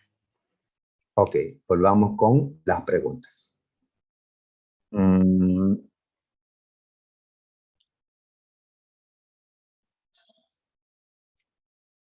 ya, en la República, repetimos, en la República se conquistó la mayor parte de los territorios, pero no se llegó a la máxima expansión, ¿ya? No es lo mismo, ¿sí? Ya en el Imperio se conquista una parte más y ahí se completa ya la máxima expansión. A ver, en las 7 decíamos, nos están hablando de Nerón. Ajá, Nerón. Ahí está. Muy bien. Acá hay un texto de Suetonio, un historiador romano, Los 12 Césares, es su obra. Y ahí nos habla, pues, de los primeros emperadores que tuvo Roma. ¿Ya? Y acá nos habla de Nerón. Acá Suetonio nos dice que nos habla del incendio de Roma. ¿Ya? Y que Nerón estuvo contemplando el incendio desde una torre, encantado, como si él fuera el autor de la hermosura de la llama, ¿ya? Y tocando, pues, eh, ya, recordando la toma de Troya por los griegos. Entonces, por estas cosas se le ha atribuido a Nerón el incendio de Roma, ¿ya? Muy bien. Ahora, Suetonio y otros eran enemigos de Nerón, así que, pues, a veces no se confía totalmente de lo que dice un enemigo, ¿no? Así es. Pues, imagínate un historiador antifujimorista, ¿qué va a escribir sobre el fujimorismo? En cambio, un historiador fujimorista, ¿qué cosa va a escribir sobre el fujimorismo, no? Eh, Vamos a tener relatos diferentes, igual acá, ¿no? Pero lo que sí sabemos es que Nerón culpa a los cristianos y con él empiezan las persecuciones. Así que estos sucesos que hablan del incendio de Roma, ¿con qué se relacionan? Se relacionan con la C, el pretexto adoptado por el Estado romano, por Nerón en este caso, para iniciar las persecuciones contra los cristianos. En la 7 tenemos que relacionar. A ver, Nerón. Nerón, a ver, ya, a ver, 7 la C me dicen, a ver, vamos a ver. Uno con la B. Nerón inició la primera persecución contra los cristianos. Claro, Nerón empezó las persecuciones. Uno B, dos dedo. A ver, dos dedo. Trajano logró la máxima expansión romana. Sí, en su tiempo se logró la máxima expansión. Así que, muchachos, asumimos que ya lo demás está correcto. Marcamos la C. 1B, 2D. ¿Ya? 3C, correcto. Ya, 8.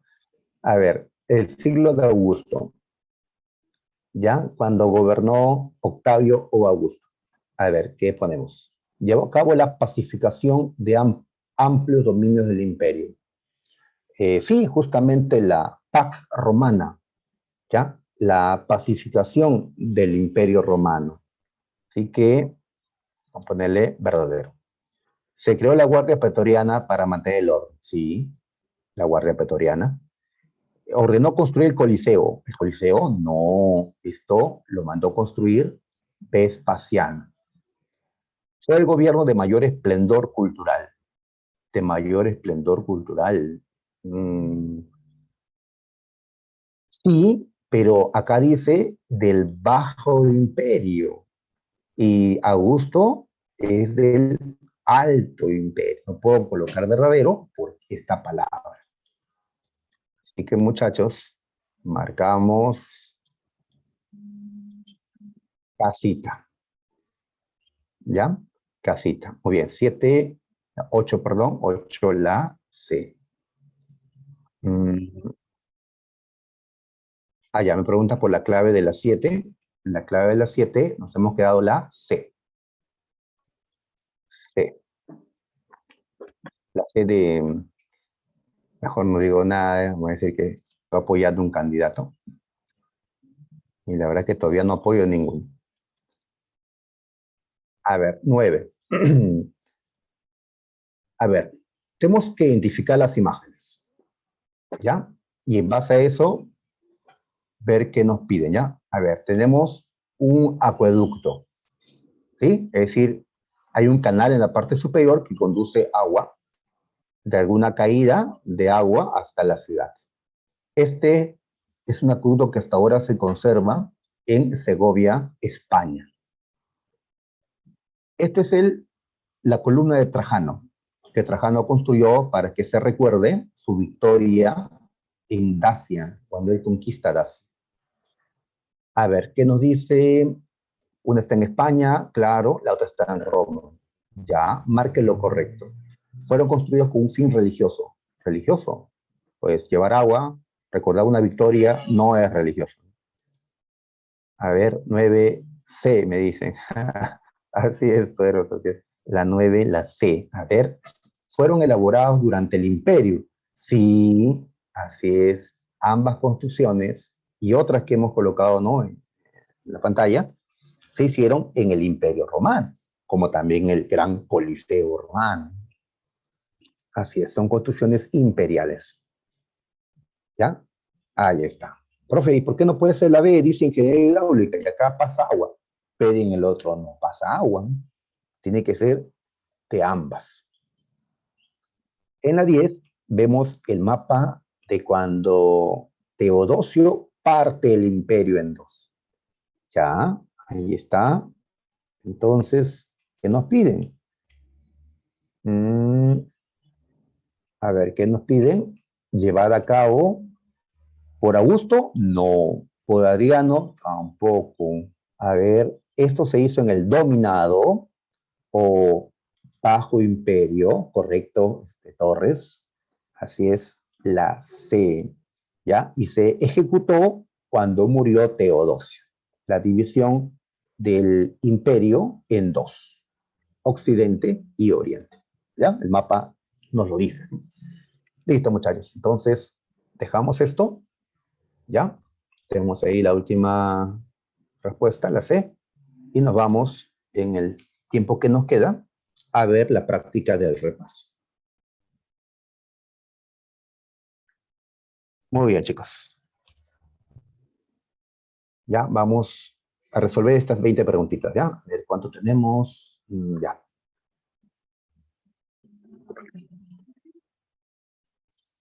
Muy bien. Son de temas que se han estudiado desde la primera clase hasta el día de hoy. Ya, son 20 preguntas como para recordar, repasar lo que hemos estudiado. ¿Ya? Porque pues la memoria nos falla y nos olvidamos. Ajá. Así que vamos a hacer un repasito. A ver. Documentos escritos de la antigüedad. Seguramente tienen una escritura que hoy ya no existe. Son difíciles de leer, de descifrar.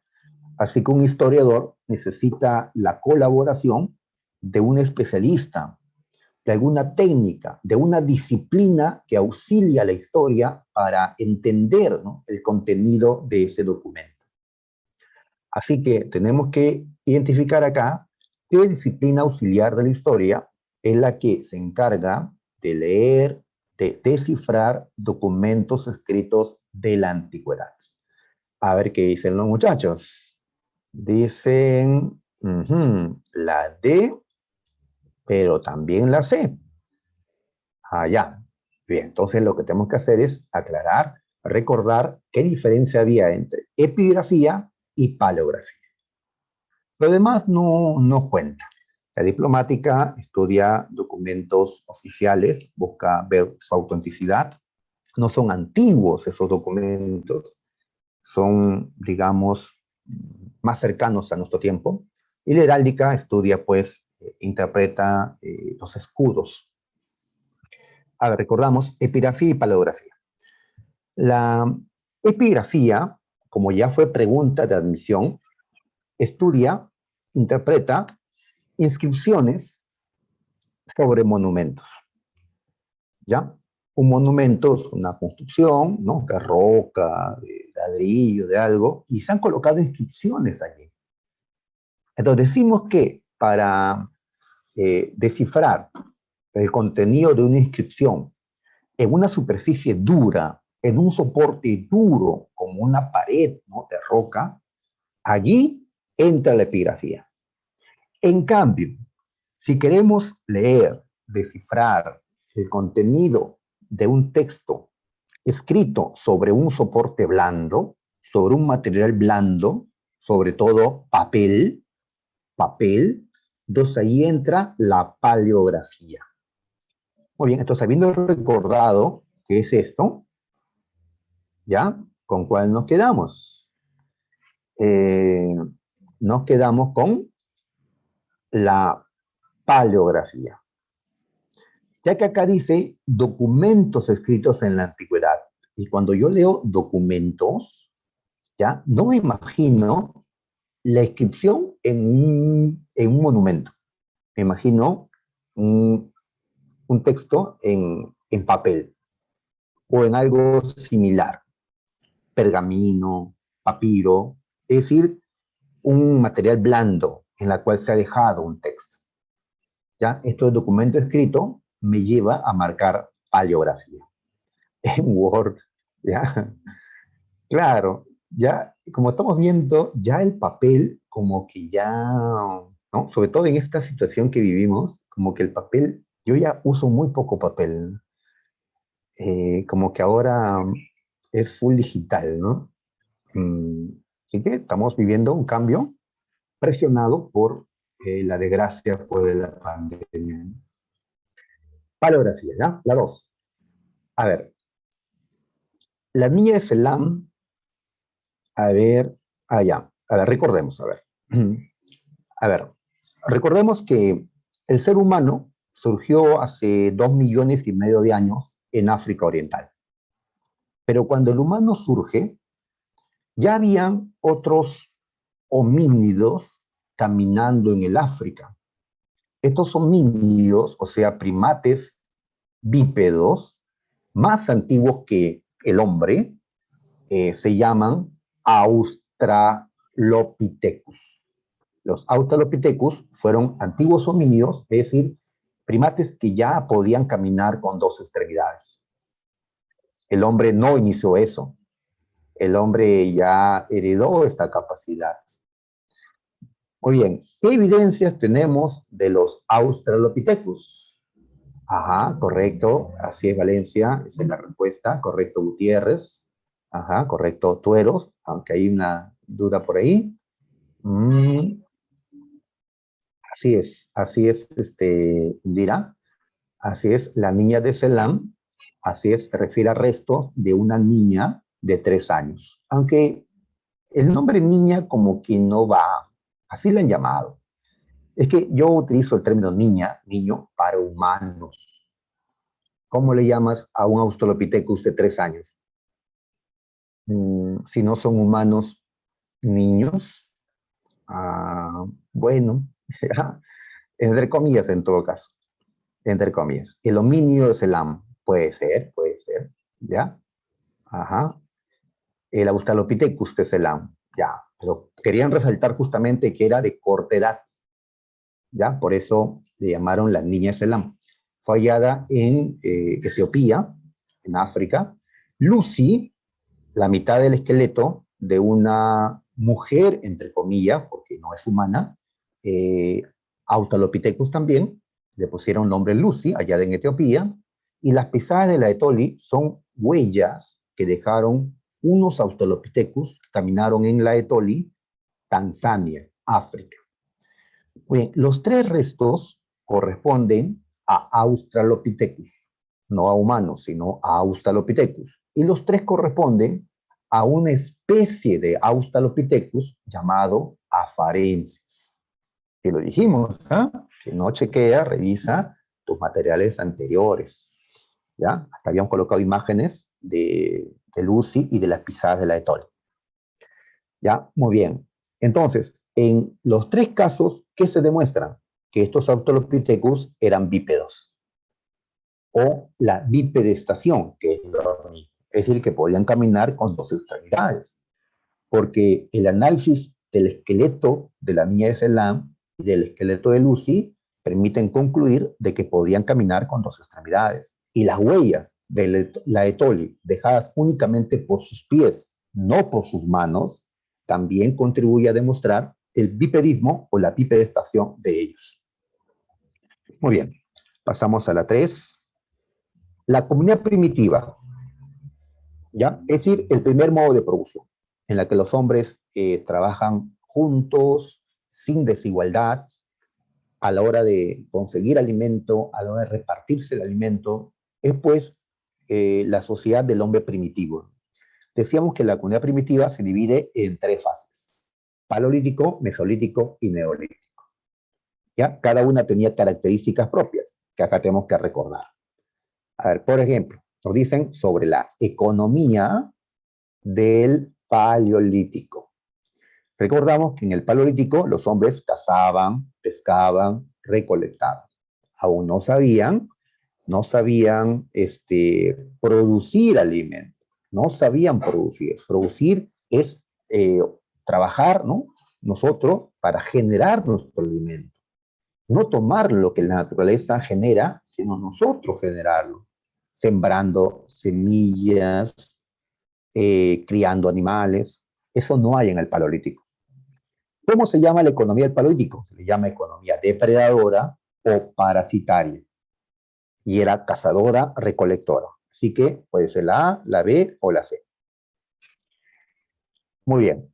Ahora, en el mesolítico, el hombre sigue siendo un depredador. Sigue cazando, recolectando, sí, pero en el mesolítico comienza a producir alimento con la horticultura, con los primeros cultivos y con la crianza de los primeros animales. Eso en el plano económico. En el plano social, en el paleolítico, ya se daban las bandas y las hordas. Esto es del paleolítico, las bandas y hordas, no del mesolítico, y queremos completar el segundo espacio. Así que esto no va.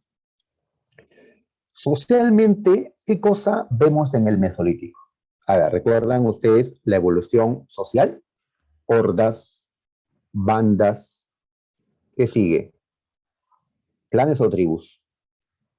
Hordas, bandas, de ahí seguían. Correcto, Brioso, ya, Cruz. Seguían, ya, correcto, Gutiérrez, Valencia, muy bien, seguían los clanes,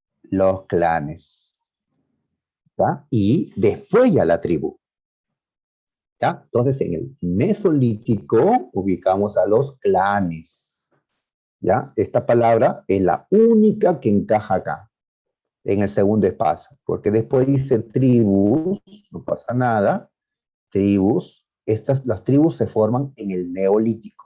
En el Mesolítico vemos los clanes. Por lo tanto, la única posible es la B. ¿Ya? Nos quedamos con la B. ¿Ya, muchachos? Muy bien. Ya, si tienes dudas, pues ya luego repasas, ¿ya? Pasas otra vez para, pues, que se nos quede todo esto. Me preguntan diferencia entre clanes y tribus. Lo que decíamos en su momento es que los clanes son grupos familiares, grupos que consideran tener un mismo antepasado. ¿Ya? Es tu familia amplia, digamos. Y un grupo de clanes es lo que se convierte en una tribu, un grupo de clanes.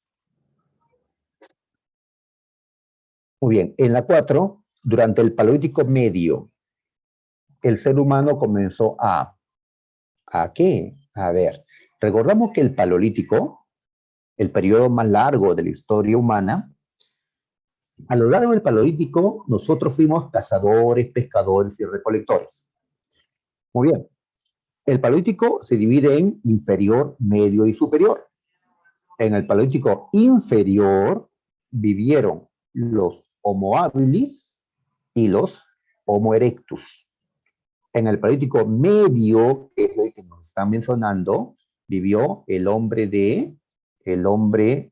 de Neandertal o el Homo neandertalensis, ¿ya? Para no olvidarnos, voy a colocar HN, ¿ya? El Homo neandertalensis. Y en el Paleolítico superior surgió el Homo sapiens, ¿ya? El Cromañón, como también le llaman, ¿no? Al Homo sapiens del Paleolítico superior. ¿Ok? Así es, muchachos, así es, gracias por recordar conmigo allá en el chat. Muy bien, entonces, ¿qué empezó, en otras palabras, qué fue lo que empezó a hacer el hombre neandertal, que es el que vive, el que domina en el Paleolítico Medio? ¿Él empezó a cazar? No, porque ya antes, el Erectus en el Paleolítico Inferior ya estaba cazando. ¿Él empezó a hacer arte? No, el arte lo empieza a hacer el Homo sapiens del Paleolítico Superior. Lo que sí hace es enterrar. Los primeros entierros los comenzó a hacer el Neandertal.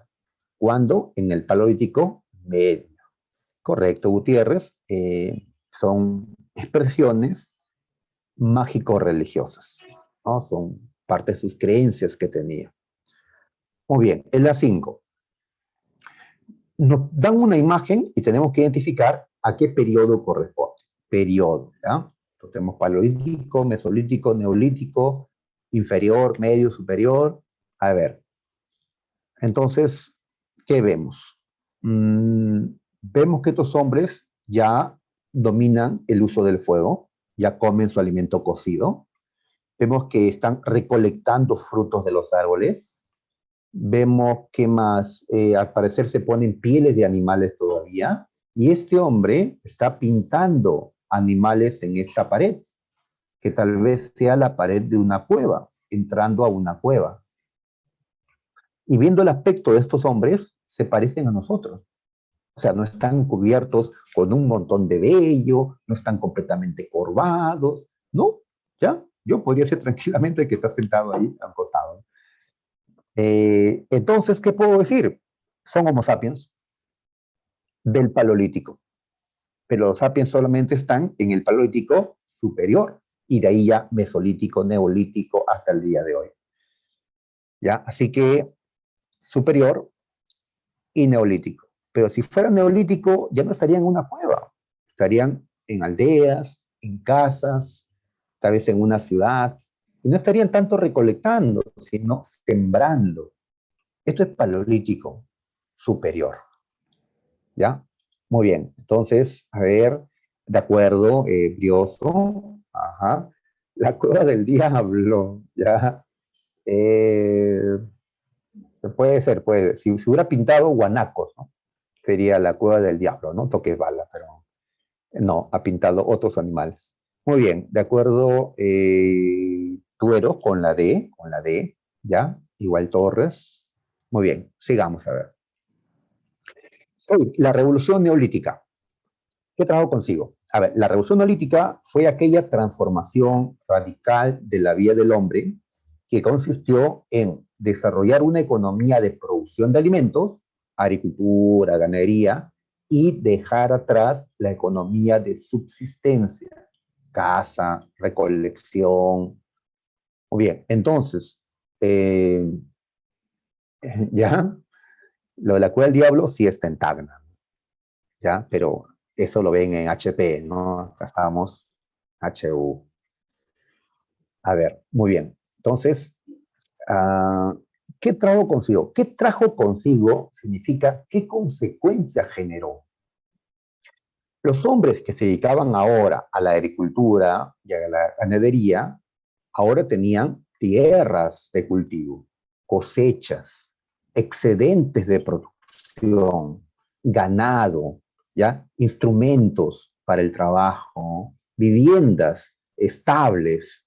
Entonces, en su mente, ¿qué cosa surgió de estos hombres con estas características? Que todo esto es mío, es mi esfuerzo, yo lo tomé, es mío. No tengo por qué compartirlo con toda la tribu, ¿no? Es mío. Entonces, de un pensamiento en que creían ellos que todo era colectivo, ahora consideran que es privado. Surgió la propiedad privada en la revolución neolítica. Sí, la D. La D, ¿ya? Ahí está, la D. Correcto, brioso.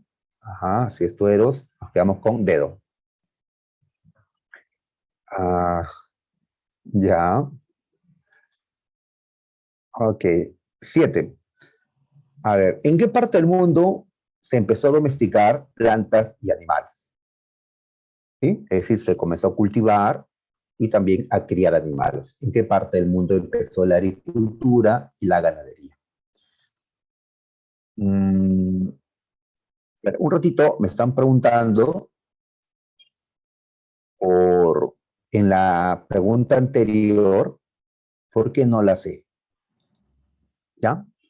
A ver, una aldea es un conjunto de chozas, de viviendas, que ya los vemos en el Mesolítico. En el Mesolítico, los hombres empezaron a sembrar, horticultura le llamamos a eso. Y estos horticultores comenzaron a construir ya viviendas simples y al conjunto de esto, a ese poblado le llamamos aldea. Las primeras aldeas corresponden al Mesolítico.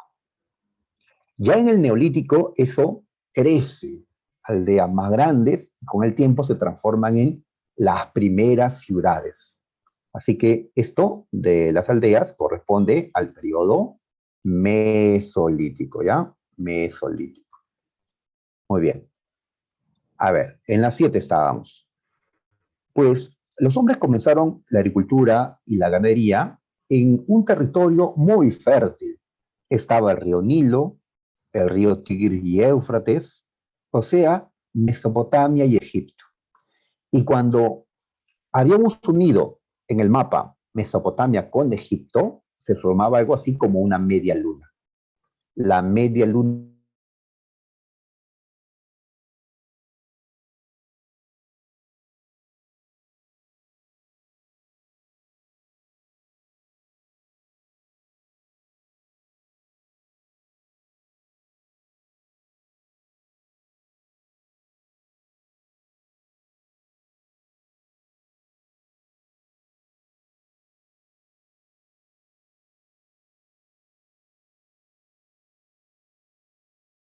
fueron conquistados por los sacarios, sí, por Sargón I de acá. Así que en la 8 marco la A. En la 9, un en la 9 tenemos, nos habla de un santuario en Mesopotamia. ¿Cuál es la construcción típica de Mesopotamia? ¿Ah? Un templo o santuario, arquitectura religiosa. ¿Recuerdas? El más conocido, decíamos, es la Torre de Babel, ¿ya? Construida en Babilonia. Pues correcto, muchachos, correcto, ¿ya? Muy bien, Gutiérrez, Mel Tueros, Torres, así es, el Sigurat. Parecido a esto, ¿no? Solo que esto que está acá es una pirámide egipcia, de una manera similar, pero con escaleras externas, eh, pues era un sigurat, ¿ya? Vamos a la 10. A ver, esta imagen que nos permite ver. Miren, en Egipto, las primeras tumbas de faraones fueron así, ¿ya? Luego se colocaron una encima de otra y creó esto, una pirámide escalonada. Primero fue la mastaba, luego la pirámide escalonada, y luego ya cuando se recubre todo con piedra, la pirámide clásica. Entonces, ¿qué es lo que estamos viendo en la imagen? La evolución de la arquitectura funeraria egipcia. Funeraria, porque se refiere a tumbas. Por eso no ceremonial. ¿Ya? La D. La B no, porque habla de arquitectura ceremonial y esos son los templos. Estas son tumbas. La pirámide es una tumba, no es un templo. En la 11, ¿en qué periodo de la historia egipcia tuvieron como capital a la ciudad de Memphis? ¿En qué periodo de la historia egipcia se construyeron las pirámides? Keops, Kefren, Micerino. Eso fue en el Imperio Antiguo. Ya, muchachos, les invito a leer, a recordar, ¿no? Todo lo que hemos estudiado semanas atrás. A ver, 12. Obra de Chandragupta Maurya en la India. Chandragupta fue el primer hombre que unificó, que gobernó toda la India. Él fundó el imperio de la India. Así que vamos a marcar dedo. Fundó el imperio. Ahí está. En la 13, pues nos habla de un filósofo chino. Dice que reflexionó sobre la búsqueda del Tao. Tao, esto me suena a taoísmo, una filosofía china.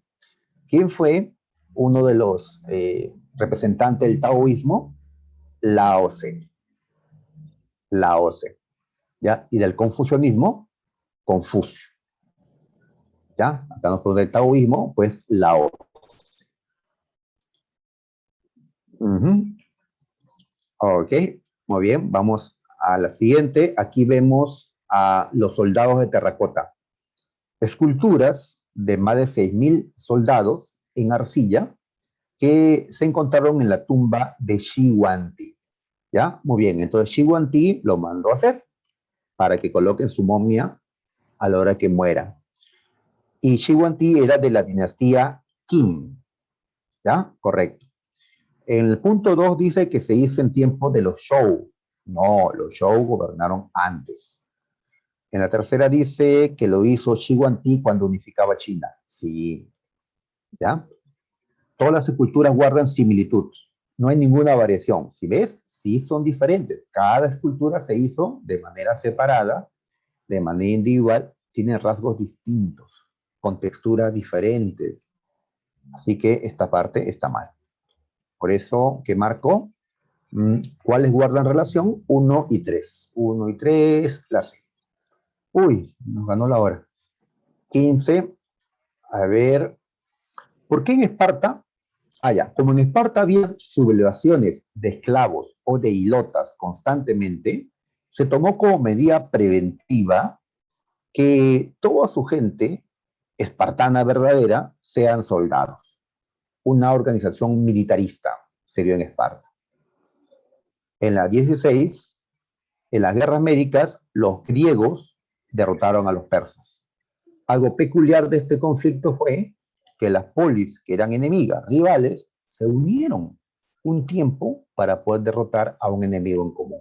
La unión hace la fuerza. 17, vemos acá las columnas cariátides del templo Erecteion. Al respecto, a ver qué dice, el tema que más se repitió fue el del cuerpo humano. Sí, así es la cultura griega. El mayor desarrollo escultórico se dio en el periodo arcaico. No, el periodo clásico. ¿Valoraron la proporción, la belleza, el equilibrio? Sí. Se observa el afán por representar solo el cuerpo de la mujer. Solo, únicamente, esa palabra está mal. Acá aparece el cuerpo femenino, pero mayormente las esculturas son masculinas. Por eso voy a quedarme con, a ver, 1 y 3. La B. 18, a ver, ordene sobre Roma. A ver, Tarquinio Soberbio cayó, fue el último rey. Esto sería lo más antiguo. De ahí se forma la República. En la República, guerras púnicas, Aníbal trata de tomar Roma. Así que sería 5-2. 5-2, 5-2, marco dedo. ¿Ya? Disculpen la prisa, chicos, pero ya la hora me ha ganado. Ya está el otro profesor seguramente esperando. A ver, 19. A ver, Julio César. el famoso Julio César que hizo, a ver, Julio César conquistó las Galias, Francia actual, y luego retornó a Roma para iniciar una guerra civil. Derrotó a Pompeyo, al Senado, así que la A va al final. ¿Con eso salió? Sí, menos mal. Ya. La pregunta está bien, ¿eh? Así que coincide, no hay problema, ¿no? Y la 20, otra vez un mapa. Aquí está Dacia incluida, Mesopotamia incluida. ¿Qué nos quiere decir? Que es el mapa de la máxima expansión territorial en tiempo de Trajano. Ahí está, la de máxima expansión en tiempo de Trajano. Bien, chicos, entonces disculpen la prisa, pero había que acabar. Listo, nos vemos la próxima semana. Cuídense mucho. Nos vemos.